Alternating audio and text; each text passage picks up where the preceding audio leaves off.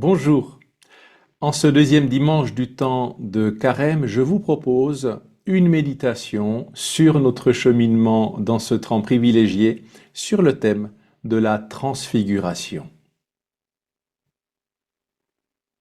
Chers frères et sœurs, en ce temps de Carême, chemin de conversion et de purification, l'Église nous donne à contempler l'épisode de la transfiguration du Christ.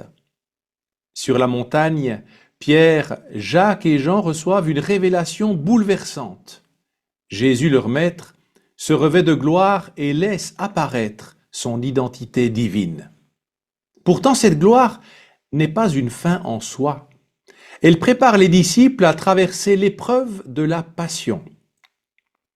La transfiguration n'est pas une évasion, mais un encouragement. Elle leur montre que la souffrance et la mort ne seront jamais la victoire définitive.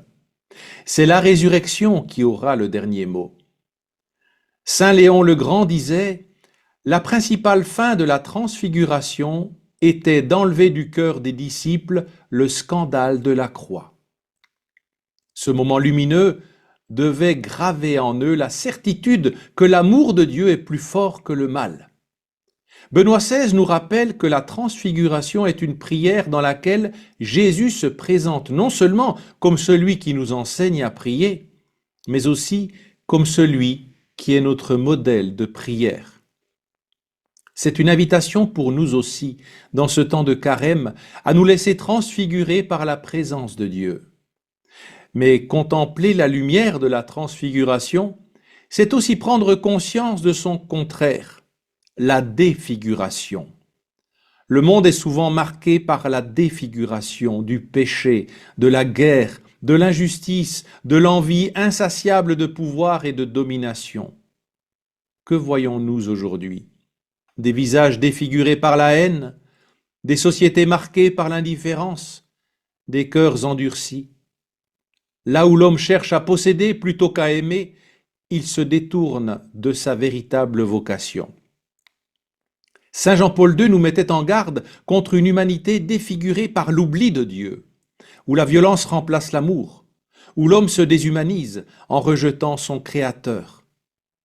Et nous, sommes-nous des témoins de la lumière, ou contribuons-nous par notre indifférence et nos compromis à la défiguration du monde?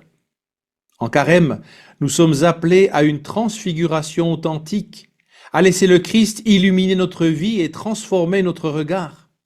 Ce chemin passe par la lumière, le jeûne et la charité. Il nous invite à devenir des témoins de l'espérance, luttant contre le mal par la force du bien. Nous ne pouvons pas rester indifférents devant la souffrance de nos frères. La lumière du Christ nous pousse à aller vers les périphéries, à transformer le monde à travers l'amour.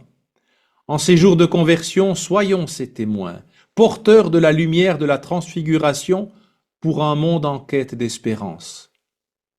Que cette parole de Saint Paul nous accompagne et nous pousse à l'action.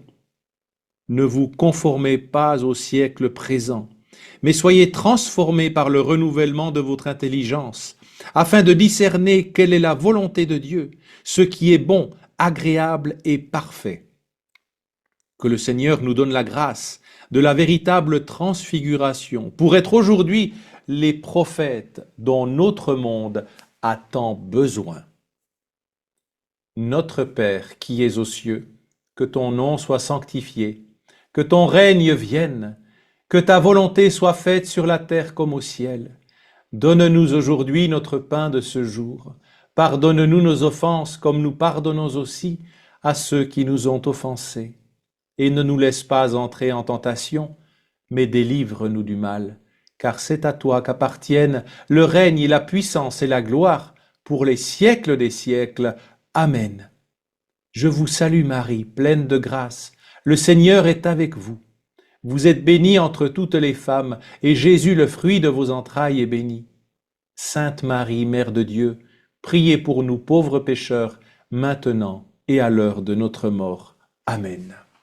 Comme ce message de la transfiguration est une théophanie, une incursion de Dieu de manière perceptible et sensible dans notre monde, Eh bien, n'allons pas chercher trop loin ces mêmes théophanies. Nous les avons toujours sous les yeux à chaque Eucharistie. Que le Seigneur vous garde et vous accompagne dans ce cheminement de prière, de jeûne et d'aumône, dans ce temps de délestement, de recentration sur lui, sur notre véritable vocation, sur notre véritable apostolat. Et que ce même Dieu vous bénisse, lui qui est Père, Fils et Saint-Esprit. Amen. Que celui qui a des oreilles entende.